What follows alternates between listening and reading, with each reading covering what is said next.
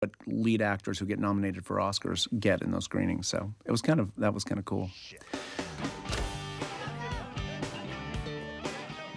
So another one of our 1992 songs, the Spin Doctors, Little Miss Can't Be Wrong, which was just, perfect for Amanda, because it's very much who Amanda is. Little Miss Can't Be Wrong. Where is he?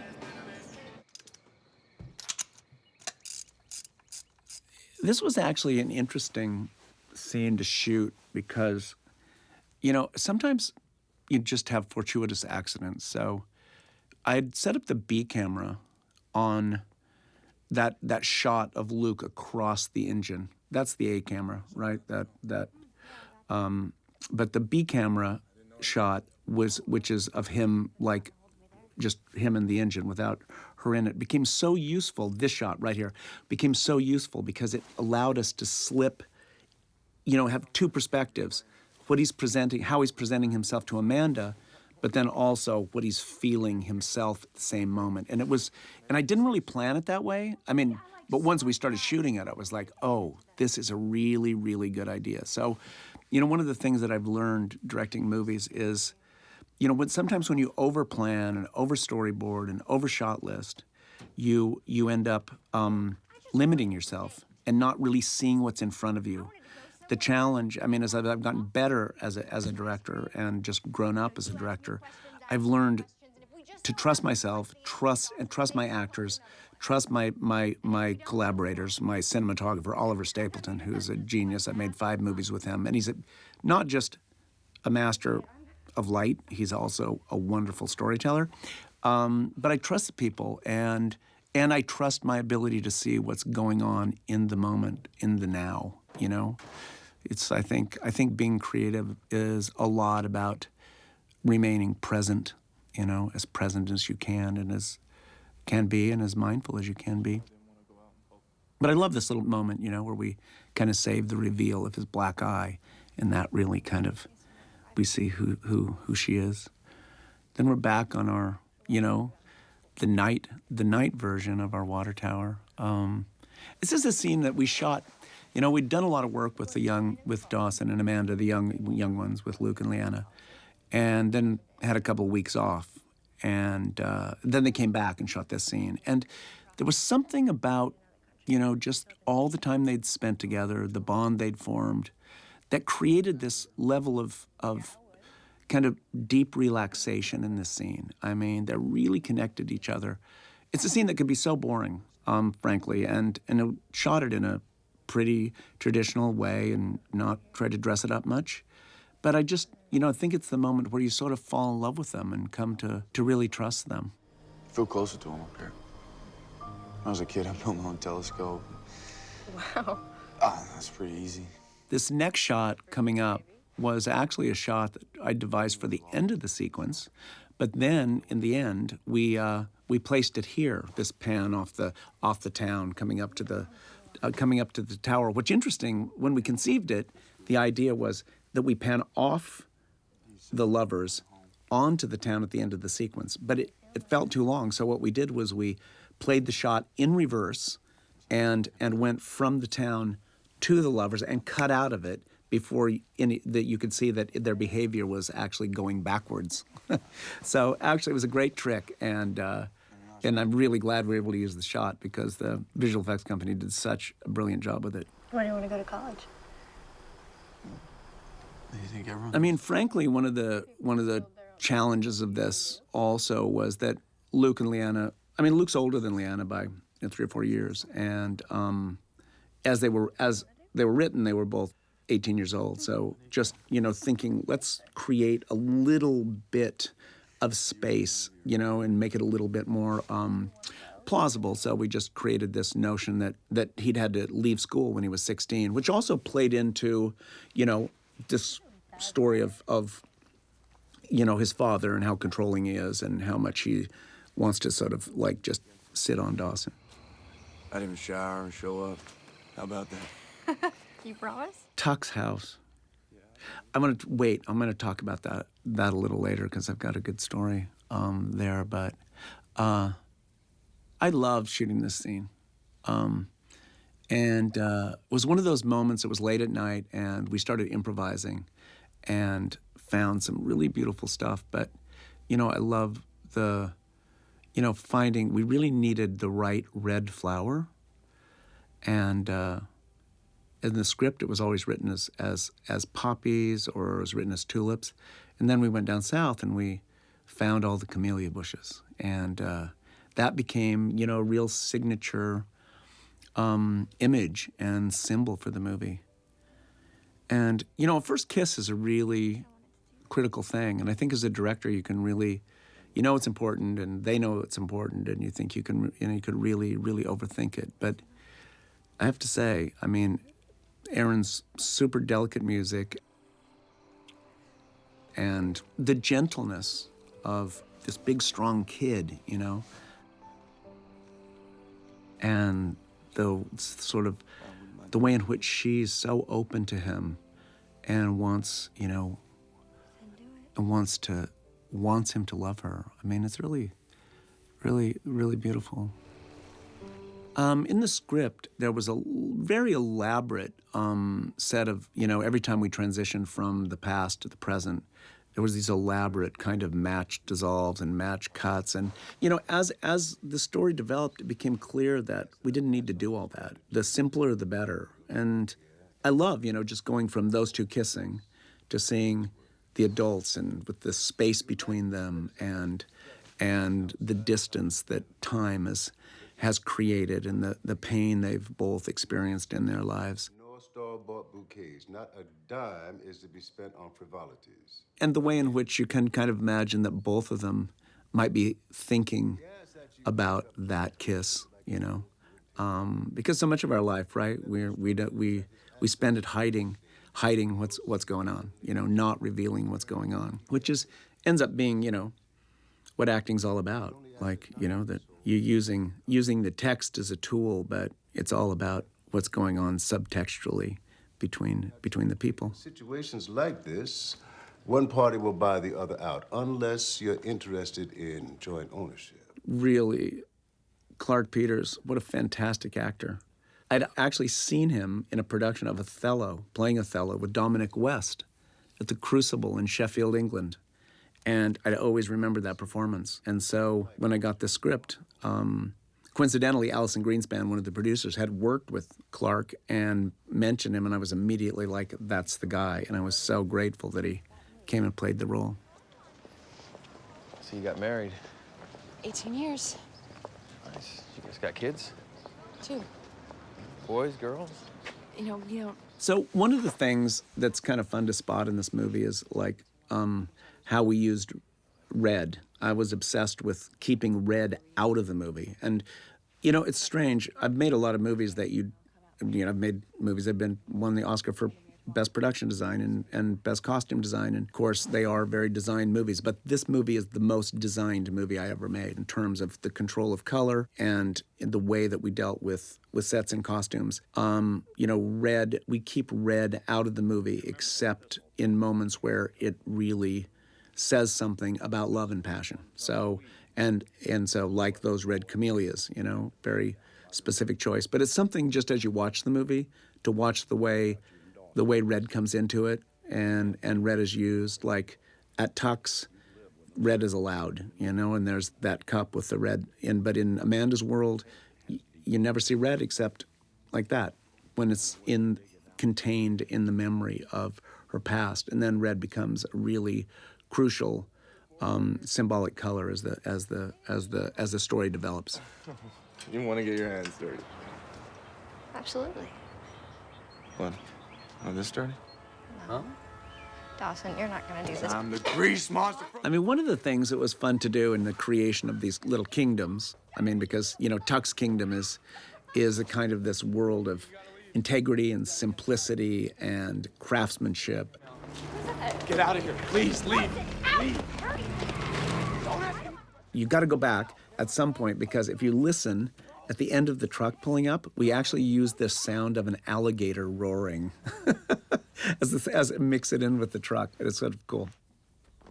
What we also did, I used different bird sounds in each world. So Tuck's world is characterized by mourning doves and the sound of trains, and the world of the water tower is all about kestrels and wind, and the world of Coles is all crows and ravens and dogs. The world of the garden and the of Vandermeer is characterized by herons and water birds and crickets and frogs.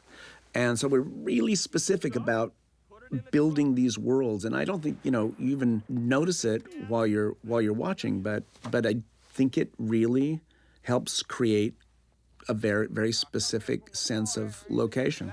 So I guess you're gonna have to shoot me. All right. That windshield is going to cost you about $1,000. And those floods run about $500 each.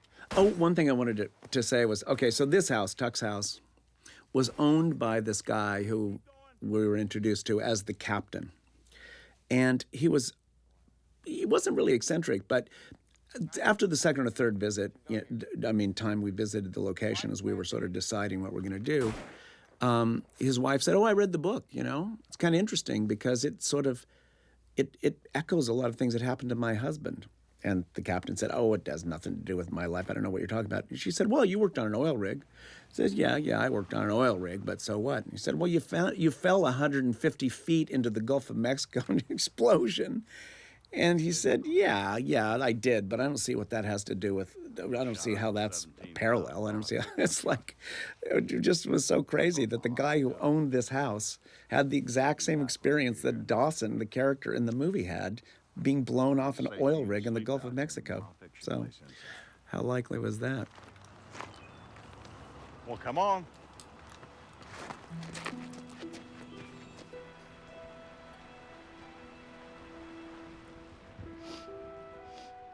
This is one of these moments. It's a beautiful shot, I have to say. I always think, oh, that's a really real movie star close-up for Amanda. And of course, this is a moment that I struggled with because I thought, there's always a kiss in the rain in Nicholas Sparks movies, but I love the Romeo and Juliet of it all. I love the sequence. And the interesting thing was when we went to shoot this, we had to stop shooting because it actually started raining so hard. That's all rain that we're making, right? But in the middle of shooting this, we had an actual rain, thunder, and lightning storm, and had to strike all the equipment and get it down because of the potential lightning strikes, and get out of the location. So, it's kind of crazy that the only time you can't shoot a scene in the rain is when it's raining. I do. I also learned that I often feel like movie rain is unrealistically heavy, but the sort of torrential downpours that happen in Louisiana, I have to say, this is like a light shower compared to some of the stuff that we saw.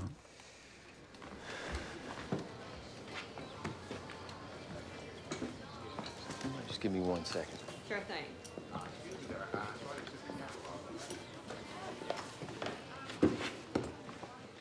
You work here? Oh, yeah. This was actually a kind of interesting idea. I didn't get a chance to talk about Robbie Rasmussen, who plays Bobby Cole, but he also plays Aaron Cole. The same actor. So we've got a situation where we've got two actors playing the same character, and then one actor playing two characters. And I have to say, he really, he doesn't have very much experience as an actor, but I think he really nails it. He's so sweet and innocent as Bobby, and then he becomes something, I really believe in this sort of pained, tortured thing he brings to the film as Bobby's son, Aaron. Thank you. And these two, this was it was one of the real challenges of the movie is in this 20-year age gap, how do you decide what actors you situation where you cast two actors to play a role and where you stay with one actor. And I don't know that we really ever completely solve that. But I also, when I think about it, I don't know a clearer or a better way to have done it either.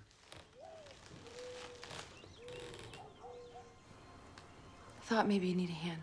So I just love this, the subtlety of like Amanda, we know that she's unhappy in the way in which it's such a nice piece of performance from Michelle here. Just, there's so much history in it and so much, it's so simple, but it's so full. And I love the way that they're so delicate with each other.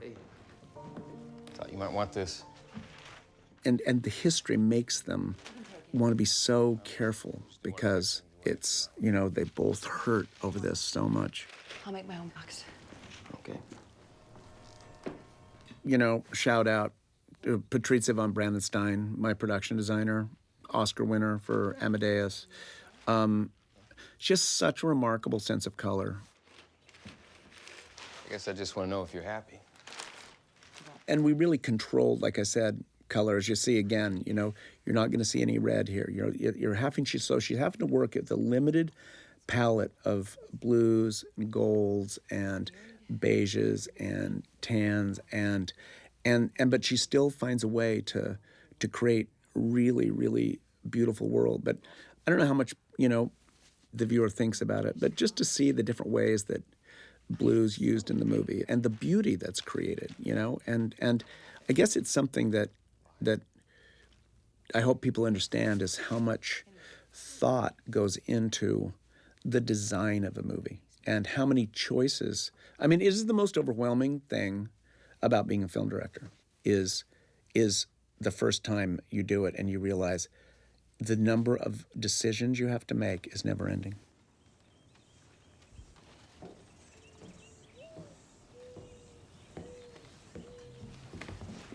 Look what I found. Oh, wow. Oh yeah, another thing, that's done really well in the movie is the photo, the composite photos.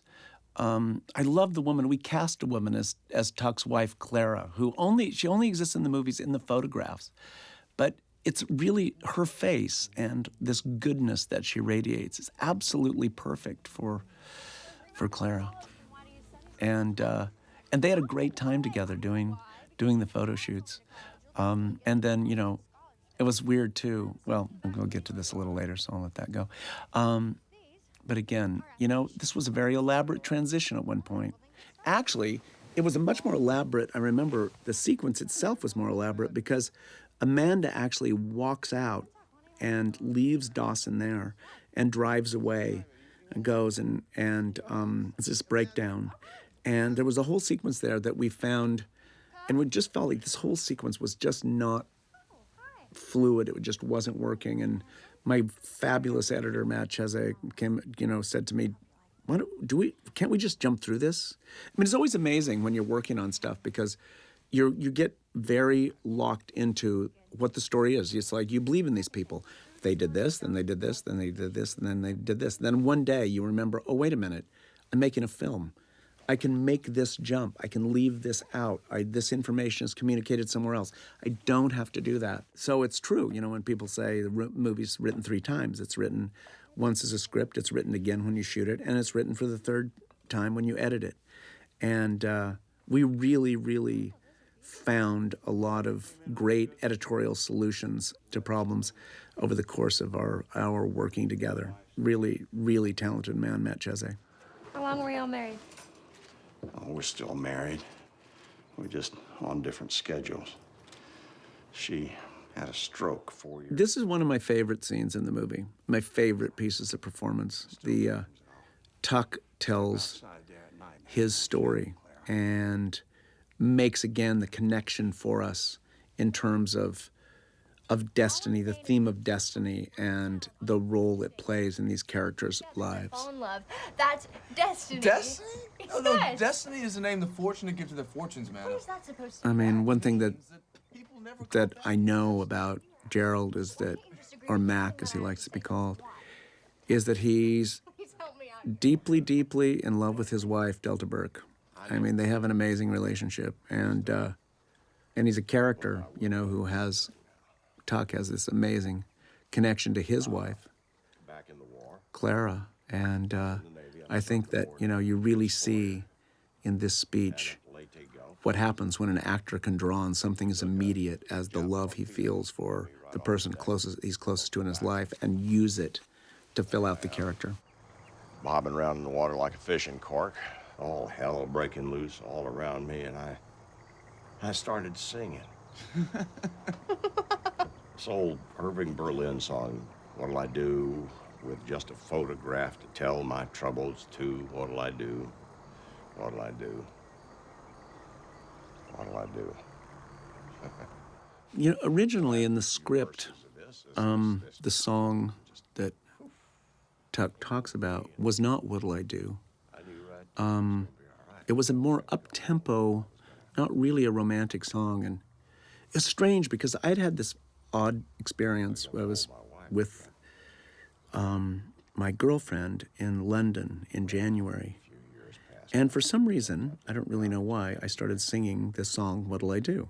And I just remember, I don't even know how I knew all the words to it, but it all came back to me, and she really loved the song. And so later, we changed the song to I'll Be Seeing You, and then somebody raised their hand and said, you can't use I'll Be Seeing You. That was in the notebook. And we're like, okay. And I suddenly went, well, what about What'll I Do?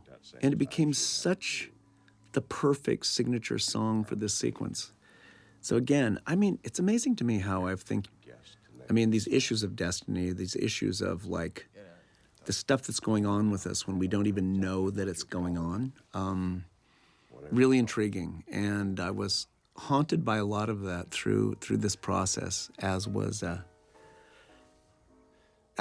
the actors and Denise and Allison. A lot of talk about that. Guess you have a good point. Oh God, this shot, I love the shot. I hope to God